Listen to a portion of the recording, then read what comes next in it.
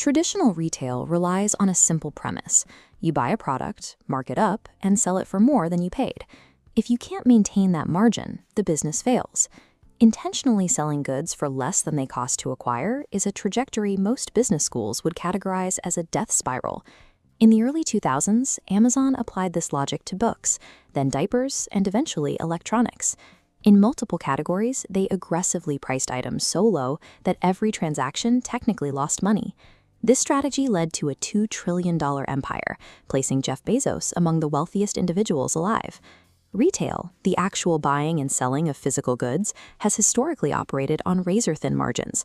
Often, once the logistics are calculated, the company loses money on the sale outright.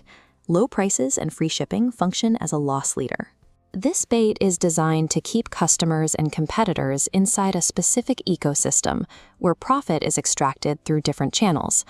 To understand how this works, we have to look past the Buy Now button and examine the financial mechanics operating underneath it.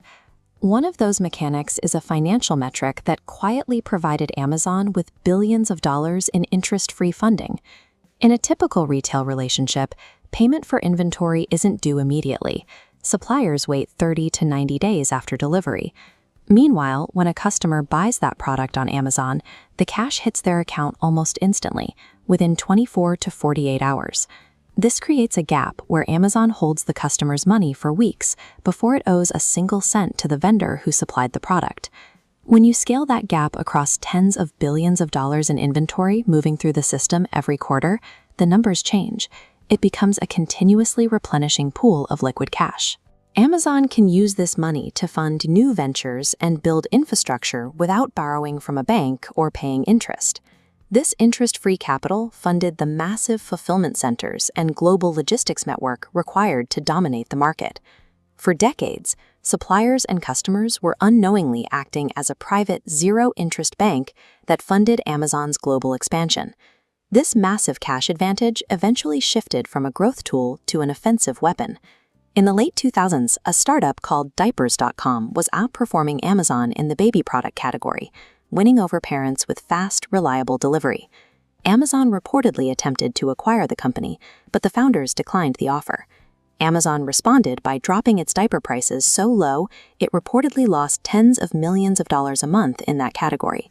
Leveraging massive cash reserves, they bled money to make it mathematically impossible for the startup to compete. Diapers.com eventually folded and sold to Amazon. Once the deal was closed, prices in that category moved back up to normal levels. Regulators have spent a decade debating whether this is aggressive capitalism or a predatory monopoly tactic. Regardless of the legal outcome, it proves that a traditional business relying on retail profit cannot survive a war against a competitor funded by entirely different means.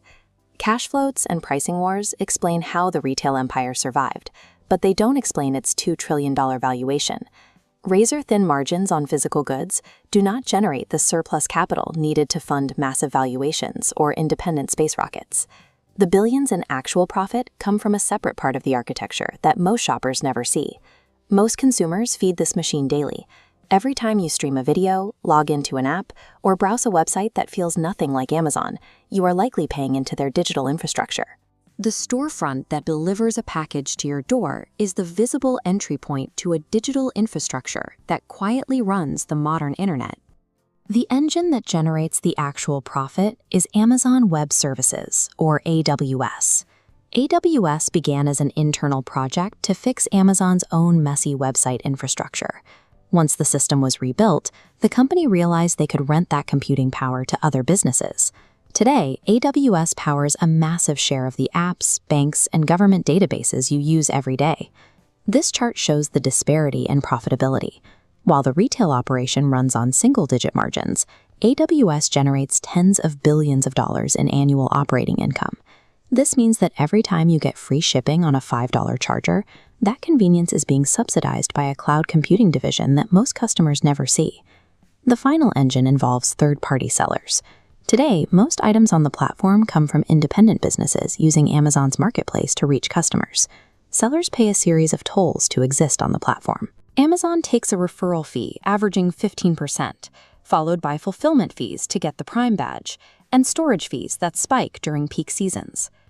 Because search results are crowded with sponsored listings, organic visibility is difficult to achieve.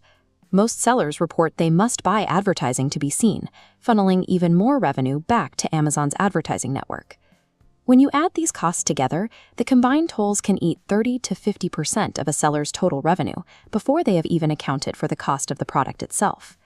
This functions as a mandatory tax on a generation of small businesses that have no realistic alternative marketplace. These four engines show that retail was never the core business. It was the funnel used to get you to open the app in the first place. The empire lives downstream, in the infrastructure, the cloud servers, the ad options, and the seller fees. This structure is why global regulators are investigating whether Amazon has crossed from smart strategy into an illegal monopoly. While Amazon maintains its practices benefit consumers through lower prices, critics argue these prices mask the long-term damage to competition. Next time you click Buy Now, remember you're participating in a financial ecosystem where the product you're buying is rarely the actual source of profit.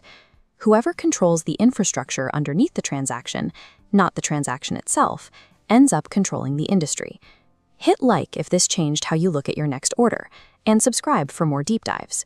Where do you personally draw the line? Brilliant capitalism or a monopoly hiding in plain sight?